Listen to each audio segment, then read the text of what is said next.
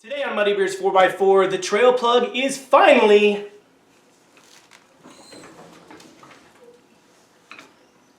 sitting on its own weight.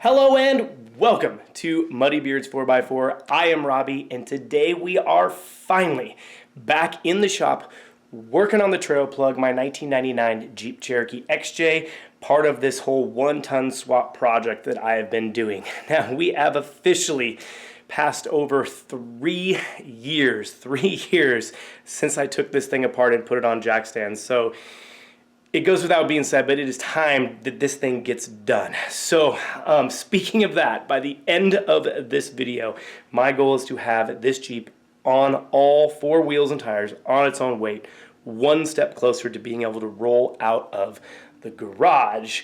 So speaking of that, as you can see, I got this front Dana 60 axle mounted up underneath the Jeep, hopefully for the last time. I swear this thing's been in and out like 20 times, and it looks pretty cool. We got the suspension all bolted up, the steering is all bolted up, I mean the coils, shocks, all that stuff, all under there together, and it looks pretty good, and there's still quite a bit of work left. I have to, bolt everything up, tighten everything, torque it down. I need to make some adjustments to make sure that the axle is nice and centered and that the steering is aligned, but for the most part, I think this is good to go, and it should do the job. Now, the only thing I am a little worried about is that radius arm suspension. So I went ahead and chose to reuse the radius arm that I had originally built on this Jeep years ago, way before I ever did any kind of YouTube. And it works great, and I like it, but I wanted to do kind of a custom 3-link and stuff, but just because of time and money, I'm going to go with the radius arm. And I will say that Barnes 4-wheel drive swap truss, I mean, everything bolts right up. However, some of the joints are a little bit almost at max misalignment just because this axle is so much wider and the link separation is so much greater than the original Dana 30 that the suspension was built for. So I am maybe a little bit concerned that you start getting this thing into a lot of flex and those joints could max out, but I don't think they will. I mean, it looks pretty good to me, and only time will tell, but regardless, I need to get this thing on the trail. So we'll test it out. If it doesn't work, then I can bring it back and we can do a 3-link suspension like I always wanted to. Now, in order to get this thing on all fours, we have to finish assembling this Dana 60 axle. Now, speaking of this axle, I did get the gears and lockers stabbed into this thing as well, all off camera. Now, I had never done that before. It was actually the first time I had ever done that. Kelly has always set up my axles.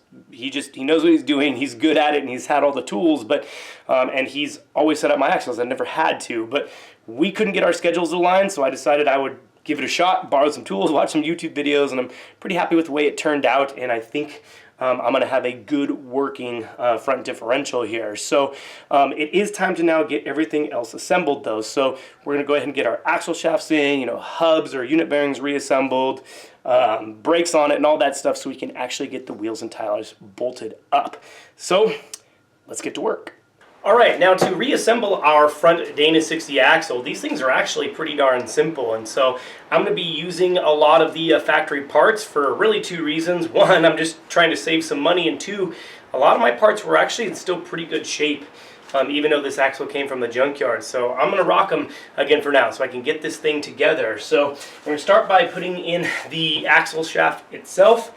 I did go ahead and replace at least this seal in here, and then these big vacuum seals right here. This one's in pretty good shape, so I'm just going to rock it, but I think a lot of people don't even use these anymore. If you're not going to be reusing the vacuum actuated hubs, there's really no reason to keep these, but I like how they sort of keep the axle centered inside of the knuckle, so I'm going to go ahead and leave them on there. So let's go ahead and get this thing fed through the axle.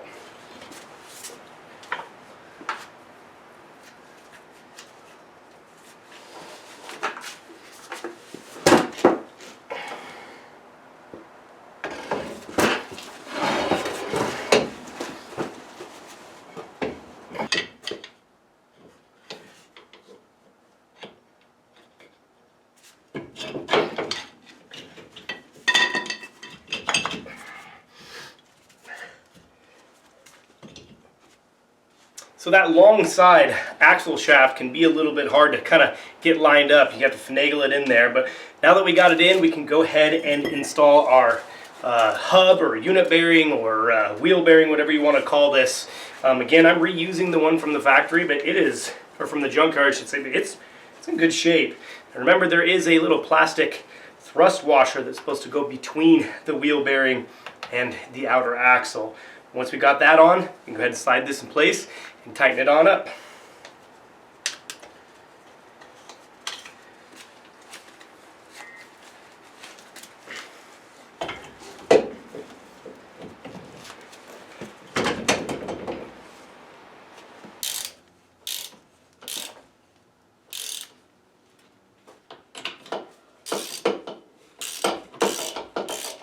All right, with our whole wheel bearing or unit bearing now installed, it is time to put in our hub.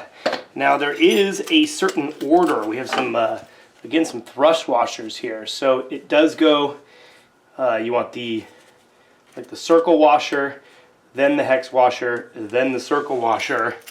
Then we secure it all down with the snap ring. So make sure it goes in that order.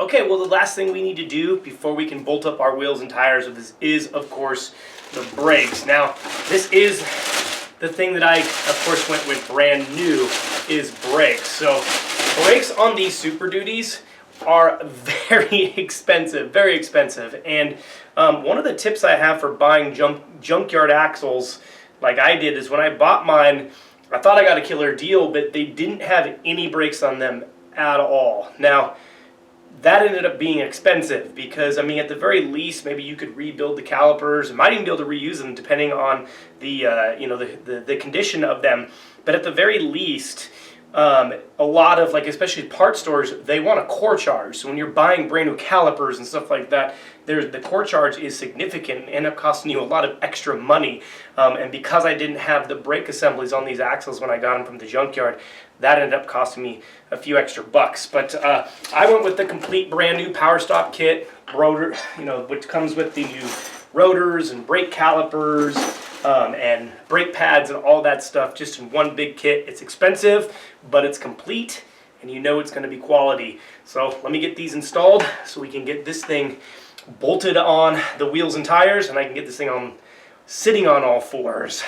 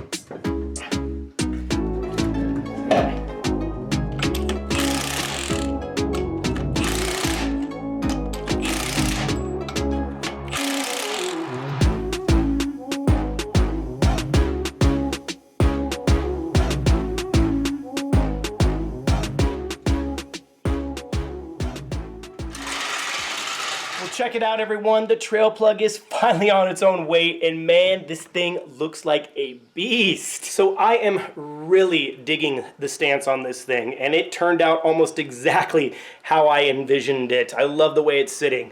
Now, it does kind of look like the front is a little bit higher than in the rear, but with the coilovers in the rear, I have plenty of room for adjustment.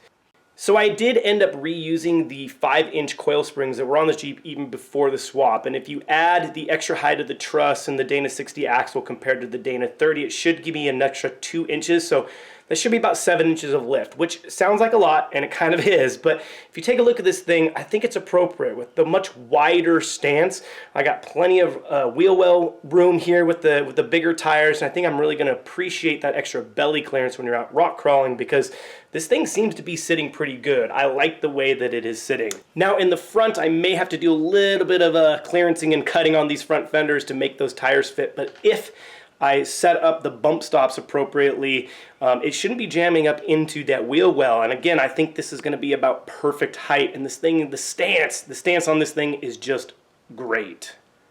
So unfortunately though, this thing is far from finished. There's just a lot of little stuff to finish up. I got to get the braking system done, the fuel system, and I got to get it running again. It's been 3 years since this thing ran. It needs a battery. The highest dollar thing I got to do is the drive lines. I got to get the drive lines put in, finish up the steering stuff, the hydros, all that stuff. I mean, there's a bunch of little things that I need to do to get this thing ready to go. But I want to wheel this thing this summer. And even though this project will not be fully complete in my mind, there's still a bunch of stuff I wanted to do on this thing. I mean, I wanted a roll cage. I wanted to redo the front bumper system. I wanted, you know, to do a 3-link suspension in the rear, or in the front, I should say. But that stuff's all going to wait. I need to get out and enjoy this thing. I need to remember why I'm building it, because this is a fun hobby and I want to go have fun with this thing. And those other projects we can slowly complete, you know, as we go through, while I can still use this thing. And so that is sort of my goal. So let me know if you want to see, you know, basically the finishing up video. Do you want to see me finishing up all those little things and rolling this thing out of the shop? Because that is next on the list. And so my goal is the next time you see this thing, it's going to be rolling out of that door for the first time in 3 years. So if you liked the video, give me a thumbs up, drop a comment down below, subscribe to our channel if you haven't already. And until next time, we'll see you, well, hopefully on the trail.